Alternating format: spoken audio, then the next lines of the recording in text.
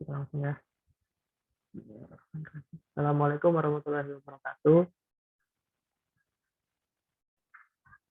Waalaikumsalam warahmatullahi wabarakatuh. Waalaikumsalam warahmatullahi wabarakatuh. Kami di sini ingin mempresentasikan tentang peran pendidikan dalam membangun negara Indonesia.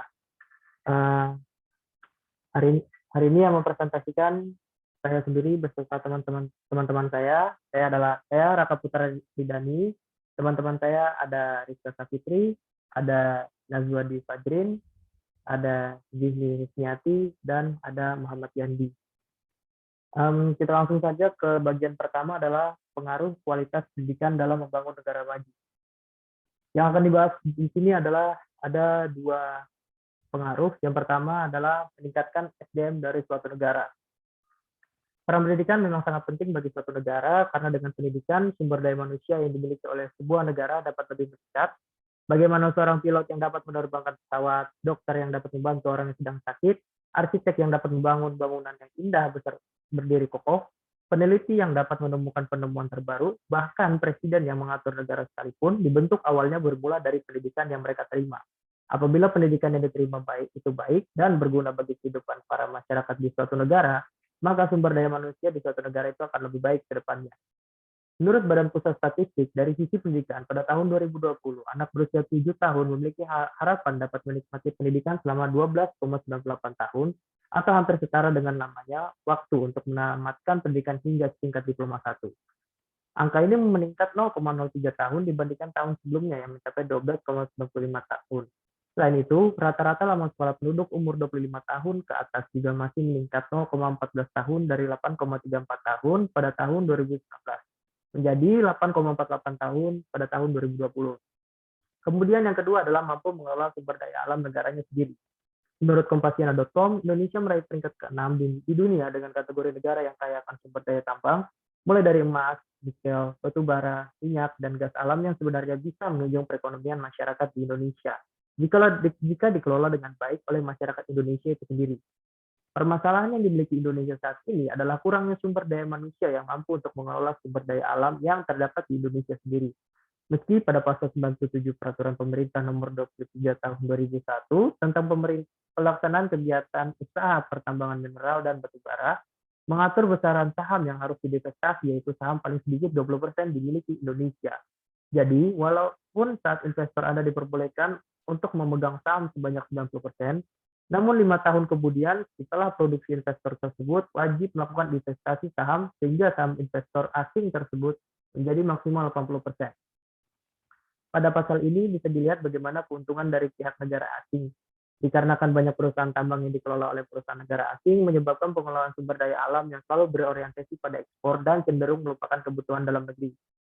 Keuntungan pastinya dirasakan oleh perusahaan, namun hanya sedikit untuk kesejahteraan rakyat.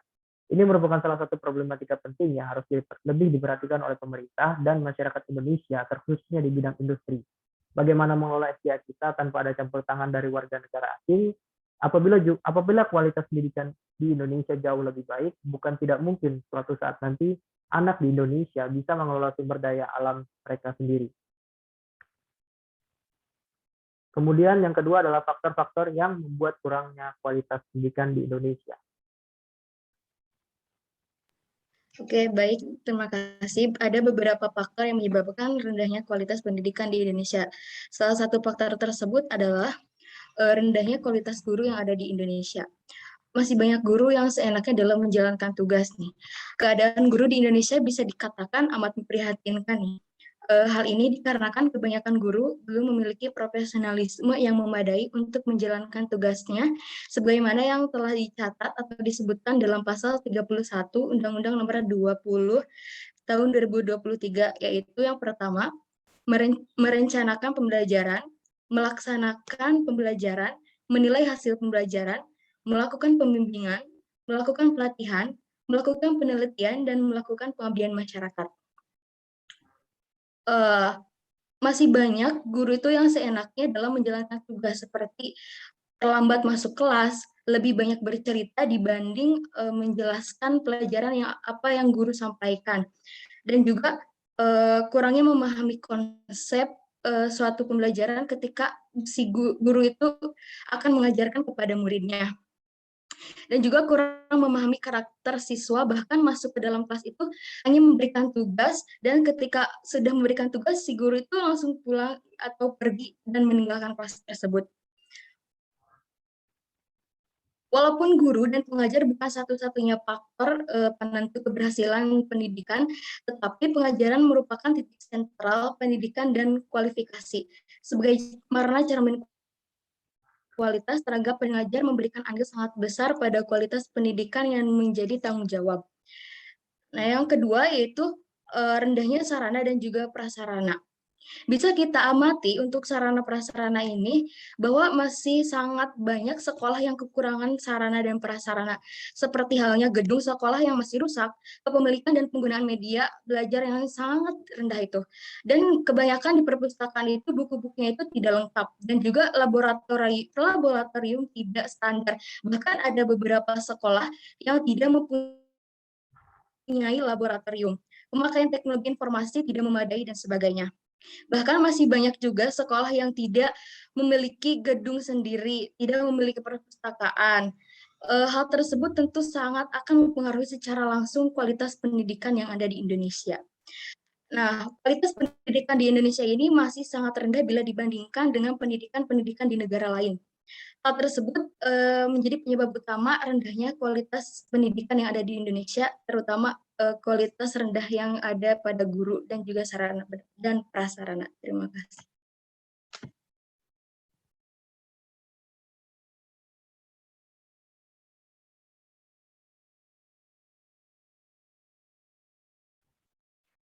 Oke, selanjutnya kita beralih ke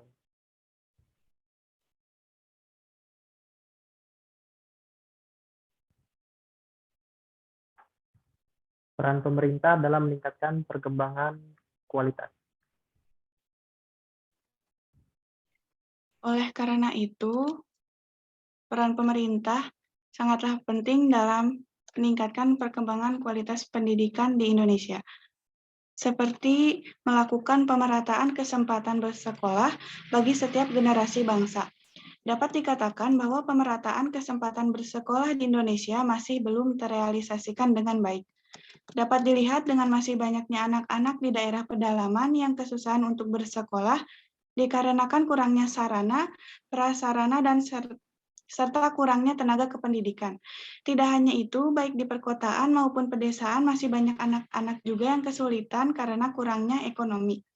Oleh karena itu, peran pemerintah di sini sangat penting dalam meningkatkan pendidikan yang berkualitas dengan membangun sekolah gratis yang layak, memberikan subsidi kepada yang tidak mampu, serta mendatangkan tenaga kependidikan yang berkualitas dan hal lainnya.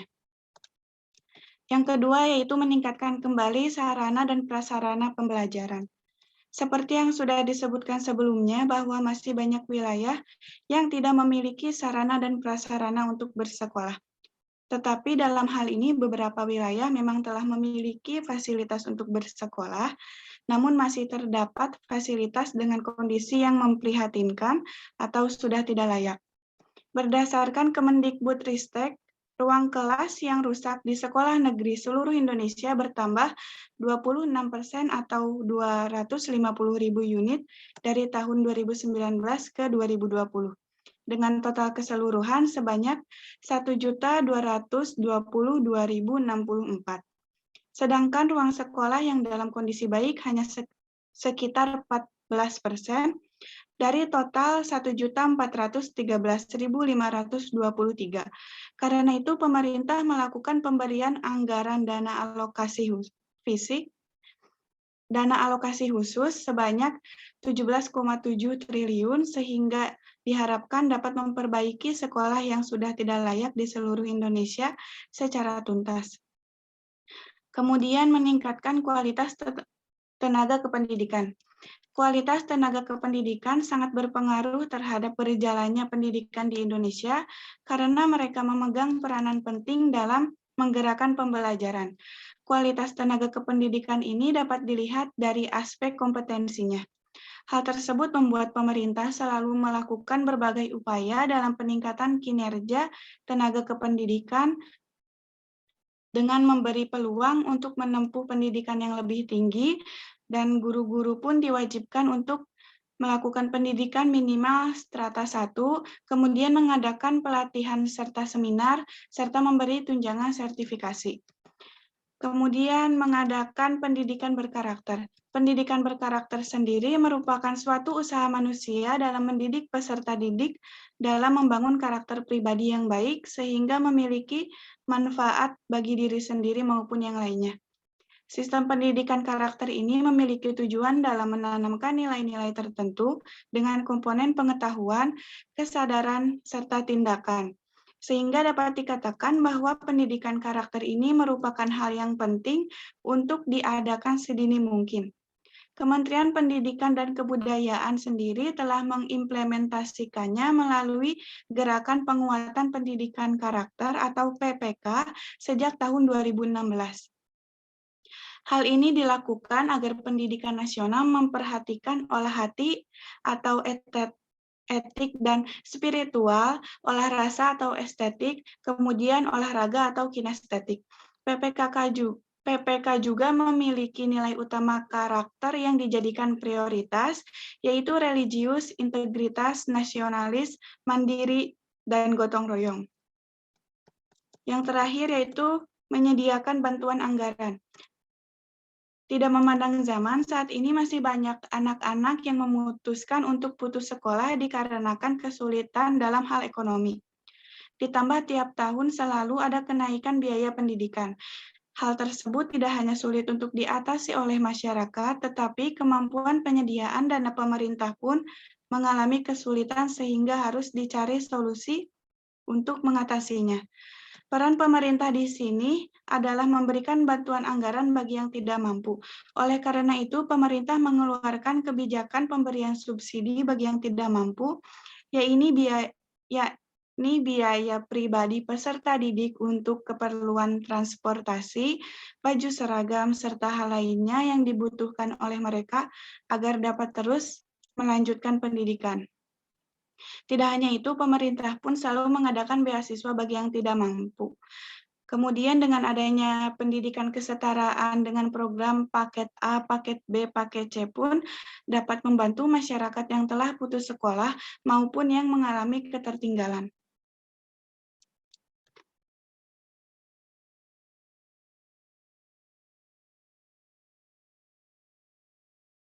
Selanjutnya dilanjutkan oleh teman saya.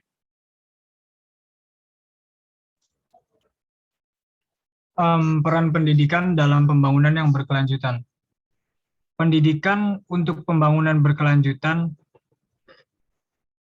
Pendidikan dipilih dalam implementasi pembangunan berkelanjutan karena merupakan instrumen kuat yang efektif untuk melakukan komunikasi, memberikan informasi, penyadaran, pembelajaran, dan dapat memobilisasi massa atau komunitas, serta menggerakkan bangsa ke arah kehidupan masa depan yang berkembang secara lebih berkelanjutan.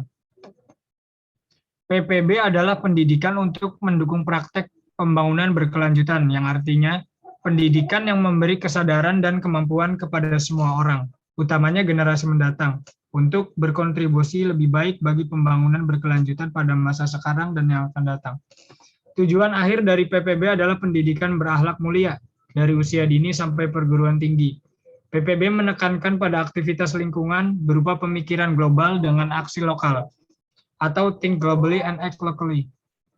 Pertumbuhan pendidikan mempengaruhi pertumbuhan ekonomi dan juga sebaliknya. Di negara-negara maju, perhatian pemerintah terhadap pembangunan sektor pendidikan sangat besar. Misalnya, komitmen politik anggaran sektor pendidikan tidak kalah dengan sektor lainnya, sehingga keberhasilan investasi pendidikan berkorelasi dengan kemajuan pembangunan makro. Belajar dari beberapa negara maju, pemerintah Indonesia harus mengambil langkah-langkah strategis dalam upaya membangun pendidikan nasional. Investasi di bidang pendidikan secara nyata akan mendorong kemajuan ekonomi dan menciptakan kesejahteraan sosial. Pendidikan selain sebagai aspek konsumtif juga diyakini sebagai investasi modal manusia atau human capital investment dan menjadi leading sektor atau salah satu sektor yang utama. Oleh karena itu, perhatian pemerintahnya terhadap pembangunan sektor ini sungguh-sungguh. Misalnya, komitmen politik anggaran sektor pendidikan tidak kalah dengan sektor lainnya, sehingga keberhasilan investasi pendidikan berkorelasi dengan kemajuan pembangunan makronya. Maka dari itu, dalam rangka mendorong pencapaian tujuan dan sasaran pembangunan berkelanjutan dalam era Sustainable Development Goals atau disingkat SDG hingga 2030 berdasarkan arahan dari Forum PBB yang telah disepakati pada tanggal 2 Agustus 2015. Peningkatan pendidikan bagi masyarakat Indonesia akan memacu pencapaian terhadap tujuan dan sasaran lainnya dalam 17 poin SDG, terutama untuk meningkatkan indeks pembangunan manusia di Indonesia, sehingga diharapkan pendidikan mampu meningkatkan daya saing Indonesia dalam mendukung SDG tahun 2030, yaitu pendidikan yang berkualitas dengan pemerataan pendidikan. Kualitas pendidikan tergantung pada peran pemerintah untuk berkomitmen seperti meningkatkan kualitas guru, perbaikan infrastruktur dan sarana prasarana, dan juga meningkatkan partisipasi masyarakat dalam mewujudkan pendidikan yang merata. Sekian, selanjutnya dilanjut oleh teman saya. Baiklah, di sini saya akan melanjutkan presentasi dari teman saya, perbandingan kualitas pendidikan Indonesia dan Finlandia. Apabila kita membahas tentang sistem dan juga kualitas pendidikan yang ada di dunia, maka Finlandia merupakan salah satu negara yang dapat dijadikan contoh yang baik untuk setiap negara yang ada di dunia ini. Di Indonesia sendiri, apabila kita melihat perbedaannya dengan Finlandia, keberhasilan siswa masih dititik beratkan pada keberhasilan siswa dalam mencerna materi dan juga dalam bentuk ujian. Sementara di Finlandia, meskipun di negara itu sendiri diadakan ujian akhir atau ujian nasional, namun bentuk itu sendiri tidak menjadikan titik berat pada keberhasilan seorang siswa yang ada di sekolah itu. Kemudian kita melihat di Indonesia, seluruh siswa yang ada di sekolah itu dituntut untuk dapat menghafal maupun memahami seluruh materi yang diajarkan oleh para pengajar atau para guru. Sementara di Finlandia, seluruh siswa itu dapat bebas memilih materi pelajaran yang dia sukai untuk ia pelajari lebih dalam. Walaupun mereka sendiri mempelajari pelajaran yang lainnya, namun mereka memiliki mata pelajaran yang mereka sukai untuk mereka pelajari lebih lanjut. Kemudian kita membahas tentang hambatan yang dialami dalam pendidikan Indonesia. Kita melihat yang pertama itu ada ketidakseimbangan daya tampung. Di beberapa sekolah Indonesia memiliki daya tampung yang berbeda-beda. Ada yang memiliki daya tampung besar, ada juga yang memiliki daya tampung kecil. Walaupun tidak memiliki pengaruh yang cukup signifikan, namun apabila perbedaan daya tampung ini sangat berbeda, sangat dari satu sekolah ke sekolah yang lainnya, maka ini akan menurunkan kualitas pendidikan di Indonesia. Setelah itu ada pemerataan pendidikan. Masih banyak warga negara Indonesia yang belum mendapatkan pendidikan yang layak, belum dapat mengenyam bangku pendidikan, entah itu sekolah dasar maupun sekolah menengah pertama ataupun sekolah menengah ke atas. Kita bisa melihat contohnya di beberapa desa atau pelosok di negara Indonesia seperti Sumatera, Kalimantan, Papua, dan lain sebagainya. Masih banyak warga negara Indonesia yang belum mendapatkan pendidikan yang layak. Kemudian ada mutu pendidikan yang tidak maksimal. Sebagaimana yang telah dijelaskan oleh teman-teman saya sebelumnya, mutu pendidikan di Indonesia itu belum mencapai kata yang layak bagi seluruh warganya. Kita bisa melihat dari beberapa fasilitas atau sarana yang ada di dalam satu sekolah. Perbedaannya cukup signifikan antara sekolah yang ada di kota maupun yang ada di desa. Kemudian ada kualitas dan jumlah tenaga pendidik terbatas, dana pendidikan dan kesesuaian pendidikan yang berbeda. Kualitas seorang guru di Indonesia itu masih sangat harus diperhatikan oleh pemerintah. Di Finlandia sendiri, untuk menjadi seorang guru itu pemerintah membiayai dan juga memfasilitasi semua orang yang ingin menjadikan dirinya sebagai guru. dan memberikan jaminan kesejahteraan kepada seorang guru, baik itu dalam segi pendidikan maupun kehidupannya. Kemudian apabila kita melihat ke di negara kita Indonesia, masih banyak sekali guru-guru yang bahkan tidak diberikan, kita bisa mengatakannya gaji. Mereka tidak diberi gaji oleh pemerintah, seperti guru-guru yang mengajar di pelosok-pelosok negeri ini. Kemudian dana pendidikan yang banyak sekali perbedaannya antara sekolah yang berada di pulau-pulau besar dengan sekolah yang berada di pulau-pulau kecil. Kita tidak melihat pembangunan sarana atau fasilitas yang berada di sekolah-sekolah pelosok negeri. Kita tidak melihat adanya perpustakaan, laboratorium, maupun fasilitas-fasilitas lainnya. Bahkan meja dan kursi ataupun papan tulis untuk belajar, mereka tidak memiliki alat-alat itu untuk sebagai sarana pembelajaran yang baik. Nah, maka dari itu harapan kita adalah untuk pemerintah agar lebih memperhatikan pendidikan di Indonesia agar memiliki sistem maupun kualitas pendidikan di Indonesia menjadi lebih baik dari sebelumnya. Mungkin cukup sekian presentasi dari saya. Selanjutnya saya akan kembalikan ke moderator kita, Saudara Raka Putri Ridani.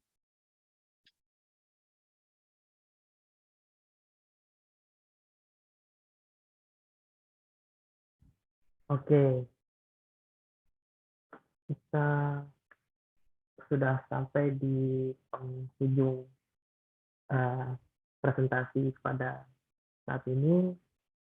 Kesimpulan yang bisa kita ambil adalah pendidikan merupakan salah satu hal penting yang harus diperhatikan dalam sebuah negara. Segala hal dalam negara sangatlah bergantung pada pendidikan. Politik, ekonomi, budaya, serta keamanan dalam negara tak lepas dari peran pendidikan di dalamnya. Maka, sangat tidak mungkin bagi suatu negara untuk menjadi maju apabila sistem pendidikan di dalam negaranya tidak baik atau kurang bagus. Seperti ada pepatah yang mengatakan, never stop learning because life never stop teaching. Jangan pernah berhenti belajar karena hidup tidak pernah berhenti mengajar. Saya Raka Putra Ridani, mewakili teman-teman saya undur diri. Makan ikan pakai terasi, cukup sekian dan terima kasih. Assalamualaikum warahmatullahi wabarakatuh. Waalaikumsalam warahmatullahi Waalaikumsalam wabarakatuh. warahmatullahi wabarakatuh.